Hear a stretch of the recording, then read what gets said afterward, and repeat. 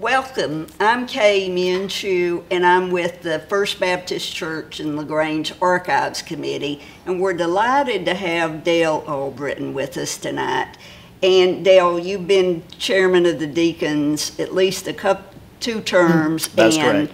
So this will be part of our church history, spotlighting deacons. But first, tell us about yourself and your background. Okay.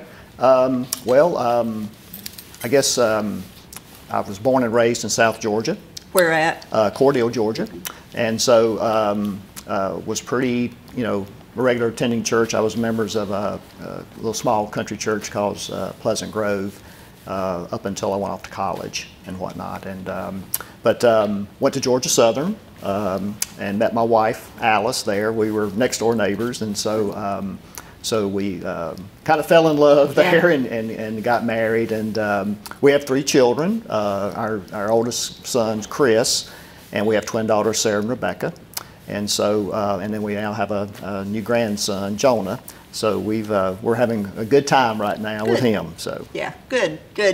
And when did you come to LaGrange? Okay. We came in 1999. I used to work with Kimberly Clark, and that's what caused us to come to LaGrange. I was transferred here in actually late 98, but I always say 99 because that's kind of when I really started working. But we moved here in 1999, and I worked for them up until around 2014, and that's when Kimberly Clark went through a little reorganization, and I changed jobs, and now I work for another company which is based out of Winston-Salem, North Carolina. But I have the pleasure of being able to work remotely, so I didn't have to move or anything. So it's been a good change for me personally, from a business standpoint, and even for my family, not having to move. So good. And what about, when did you join First Baptist? It was probably middle of 1999. So I want to say we've been coming here a few times. Julia Dyer, you know her. Her and Alice are related. And so she had always invited us when she found out we were moving to visit First Baptist, and we came here, went to a few other churches, but we just really kind of liked First Baptist, what it had to offer, especially from I guess from a total family standpoint. We really liked the worship service, but we really liked some of the activities. Our children Chris was 5th grade, and the girls were going into 2nd grade, so it was really important for us to get them involved in some church-related activities with the youth and things like that. And plus, they had some adult activities and ministries that we really enjoyed, and so that's really kind of what made us join here. Yeah, good. And I should point out, Julia Dyer was our first and longtime chair of the Archives Committee. So she would be pleased that you're doing this interview today, although she's no longer with us, but she would be pleased with that. What about, when did you go on the deacons, become a deacon? I was, I think I was ordained in 2005. Okay. So and just so a few years after you got here. And was very blessed and honored to be able to serve the church. And so I've served, well, off and on, almost pretty regular since then, except for lately. I've had to not be committed because of my work travel. I couldn't be committed. So, but for the first 10 years or so, I was pretty active as far as being on the rotation. And do you have thoughts on what it takes to make a good deacon? Well, there's a couple of things. I think the first and foremost is, you have to be willing to serve. You have to have a servant's heart, because that's what it's all about, serving the God and serving the congregation of the church. And I think you have to be committed and be faithful as much as you can to honor that. So I do think those are some of the key things for being a deacon. And then what about chairman of the deacons? Or different character traits for that while we're there are.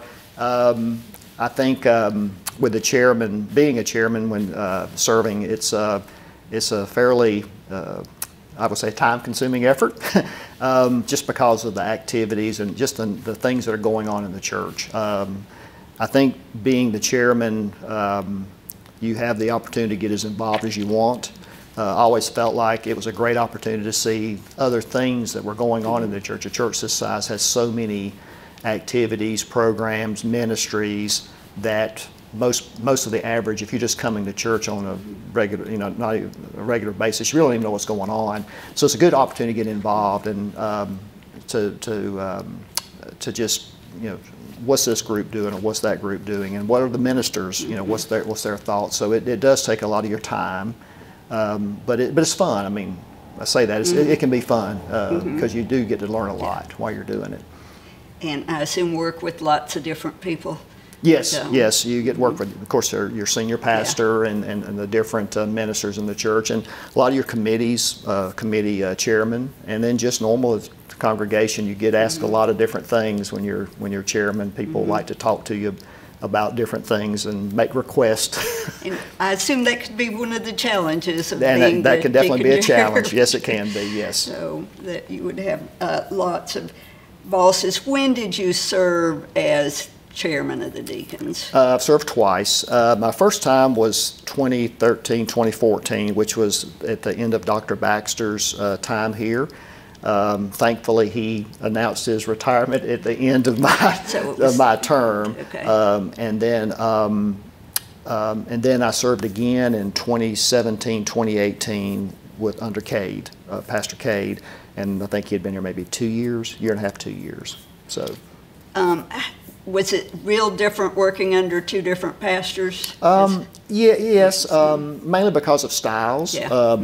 Dr. Baxter had been here such a long time, so you kind of knew what he was, thinking and how he wanted to do things. I think Cade was obviously relatively new, so he had some different ideas, and it took him a little while, I think, to to maybe communicate some things that he wanted to do differently, and so it was different. It wasn't bad by any means. It was just different. But they both had obviously different styles in their leadership of how they wanted to see things done at the church. Yeah. Well, you've been in management positions in industry and then in leadership positions in the church, and how do they differ? Okay, an easy question there. Yeah, I think when industry, you have each company, or at least in my experience, has different guidelines and different ways of, what people know they can do and can't do. It's still all about people. It's about relationships. But I think when it gets to the church, you seem to have a lot of bosses. You don't just have one boss. And I say that in a nice way. Most people feel like they can approach their deacon chair about things that they're concerned about, things they would like to see done differently. And so I think it's very important that you spend time hearing that and processing it and trying to make an effort to do what you can to address some of those things. I think they're more apt to talk to the deacon chair than they are the minister sometimes.